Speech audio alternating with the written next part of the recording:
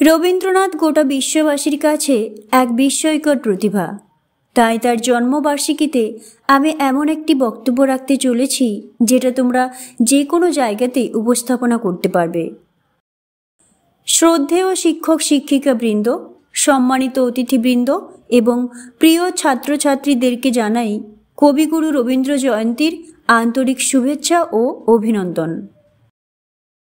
প্রথমে আমি ধন্যবাদ জানাই আমার প্রধান শিক্ষক মহাশয়কে আমাকে রবীন্দ্র জয়ন্তী উপলক্ষে কিছু বলার সুযোগ করে দেওয়ার জন্য। গভীর স্বপ্ন দেখো, কারণ প্রতিটি স্বপ্ন লক্ষ্যের আগে। বিশ্বকবি কবিগুরু রবীন্দ্রনাথ ছিলেন একজন বহুমুখী প্রতিভাসম্পন্ন মানুষ। বিখ্যাত কিংবদন্তি সম্পর্কে আমরা যতই বলি না কেন তবুও যেন কম মনে হয়। রবীন্দ্রনাথ ছিলেন একজন মহান কবি, দার্শনিক, নাট্যকার, লেখক, সঙ্গীত সুরকার, সঙ্গীত শিল্পী, সমাজ সংস্কারক এবং চিত্রশিল্পী। তিনি 1268 খ্রিস্টাব্দের 25শে বৈশাখ কলকাতার জোড়াসাঁকো ঠাকুরবাড়িতে জন্মগ্রহণ করেছিলেন। তার পিতার নাম মহর্ষি দেবেন্দ্রনাথ ঠাকুর এবং মাতার নাম সারদা দেবী।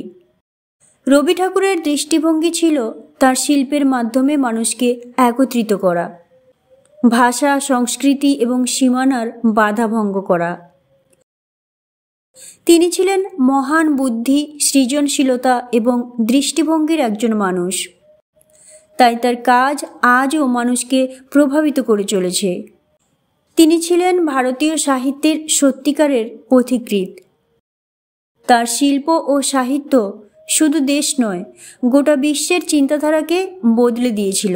তিনি রবীন্দ্রসঙ্গীত নামে 2000-এরও বেশি গান লিখেছেন। সেই সব গান বাঙালির মনে প্রাণে সদা সর্বদা বিরাজমান। উপন্যাস থেকে ছোট গল্প, নাটক কিংবা কবিতা, সর্বত্র কবিগুরুর সৃষ্টিকলা বিশ্বজুড়ে প্রশংসিত এবং চিরন্তন। তার গীতাঞ্জলি কাব্যগ্রন্থের অসামান্য প্রতিভার কারণে তিনি নোবেল পুরস্কার অর্জনকারী প্রথম ইউরোপীয় হয়েছিলেন।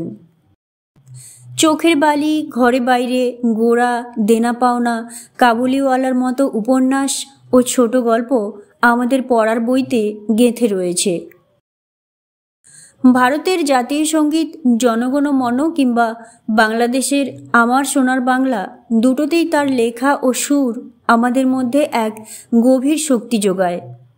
কবিগুরুকে ছাড়া বাঙালি একেবারেই অসম্পূর্ণ। আজ তোমার জন্মবার্ষিকীতে শুধু এটাই বলতে চাই, কবিগুরু রবীন্দ্রনাথ, আমি তোমায় ভালোবাসি।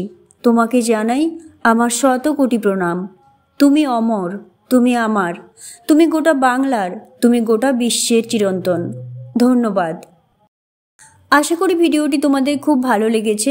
ভালো লাগলে লাইক, শেয়ার এবং সাবস্ক্রাইব করে পাশে থেকো। ধন্যবাদ।